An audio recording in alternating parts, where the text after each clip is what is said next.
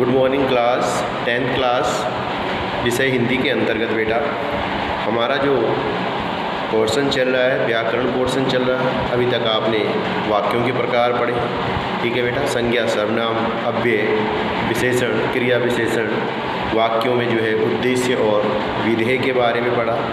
अब हम आज जिस बारे में पढ़ रहे हैं उसके बारे में जो अध्ययन है आज हम कर रहे हैं वाच्य। जी, वाच्य किसे कहते हैं? ये सबसे बड़ी पहला प्रश्न उसमें आता है। पहला प्रश्न आएगा कि वाच्य क्या होता है। तो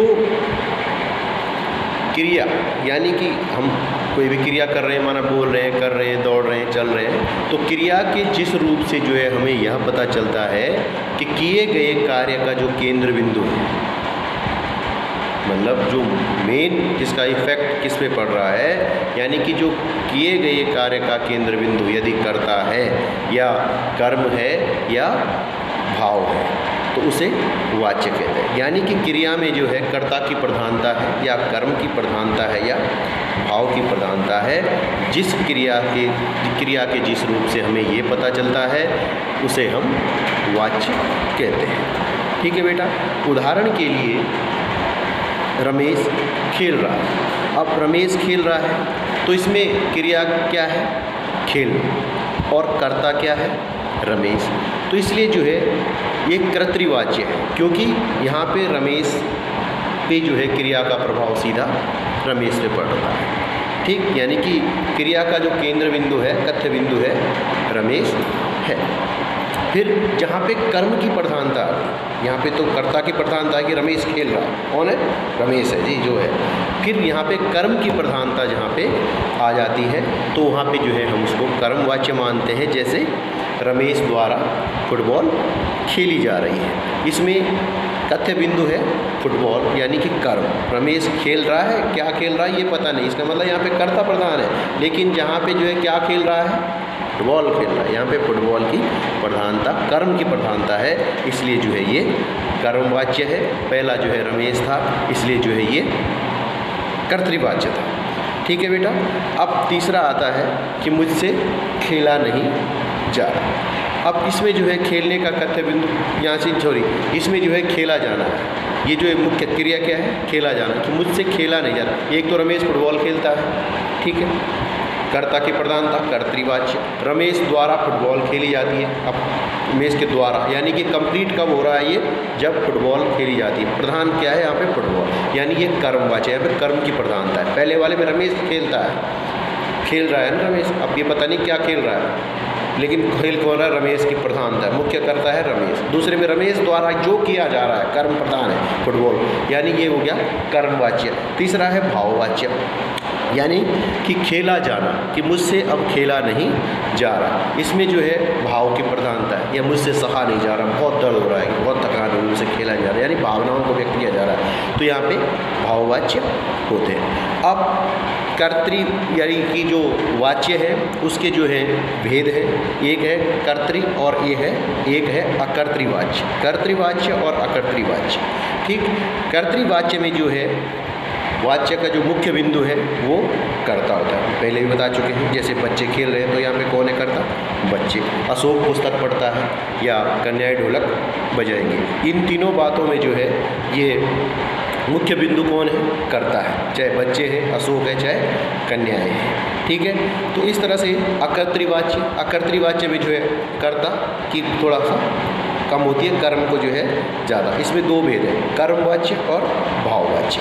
इसमें कर्म को प्रधानता है, यानी कि जहाँ पर जो है वाच्य का जो है केंद्र बिंदु कर्ता न हो करके कर्म होता है, वहाँ पे कर्मवाच्य होता है। तो इसमें जो है कर्ता का लोप हो जाता है, या से के द्वारा उसका किसी अन्य शब्दों के द्वारा या निपात या योजक शब्दों के द्वारा उसका कर्ता के साथ जो है से या के द्वारा जो विभक्तियाँ हैं उनका प्रयोग होता है, ठीक है बेटा। जैसे रमेश से अब दूध नहीं पिया जा रहा है। रमेश करता है कर्ता से, यानी कि कर्मवाच्य में रमेश से अब दूध नहीं पिया जा रहा है। कर्ता के साथ कौन सा विभक्ति लगी? तृतीय विभक्ति, कर्ण कारक लग गया।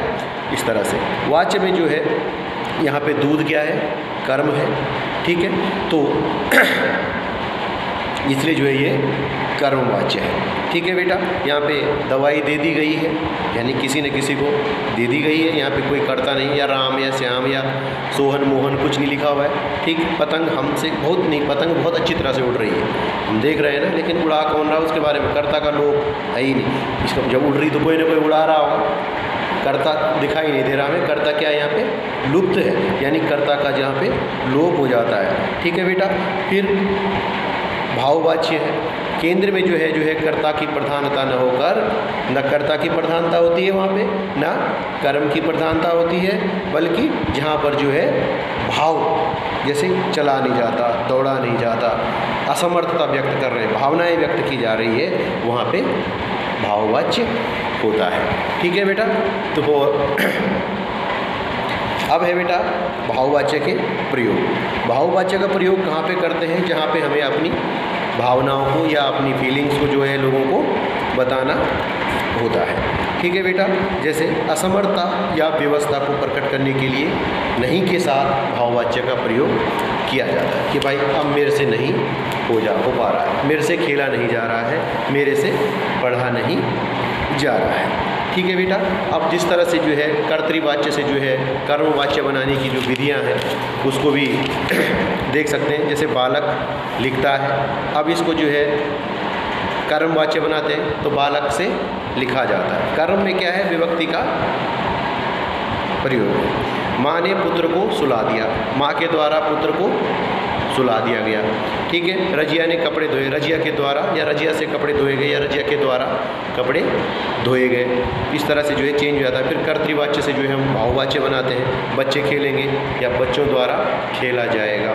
फिर लड़की आंगन में सो रही है, लड़की द्वारा आंगन में सोया जा रहा था। जो भी है, पक्षी आकाश में उड़ते हैं, पक्षियों से आकाश में उड़ा जा रहा है। तो इस तरह से जो है फिर कर्तृवाच्य बनाना, बच्चों से खेला जाएगा तो खेला जाएगा।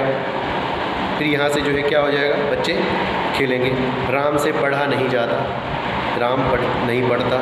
इस तरह से जो है हम वाच्य परिवर्तन करते हैं। ठीक है, तो इस तरह से जो है वाच्य का अर्थ बताते हुए जो है उसके भेदों का विवेचन करें। इस तरह प्रश्न भी आपके पास आएगा। तो क्रिया के कथ्य बिंदु को बताने वाले, क्रिया के कथ्य बिंदु को बताने वाले रूप को वाच्य कहते हैं। वाच्य का शाब्दिक अर्थ होता है बोलने का विषय।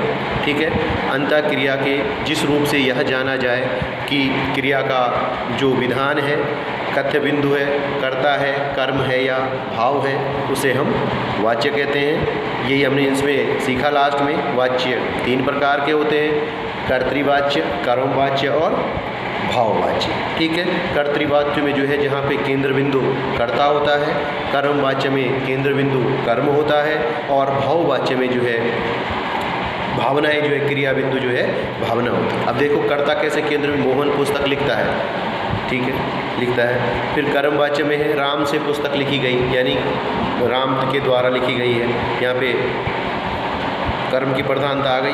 फिर द्वारा लिखी गई, ठीक। फिर मोहन से अब चला नहीं जाता, यहाँ पे असमर्थता व्यक्त की जा रही है कि उससे अब चला नहीं जा रहा है। तो इस तरह से जो है बेटा ये आपका आज के लिए इतना ही था। आप बने रहें।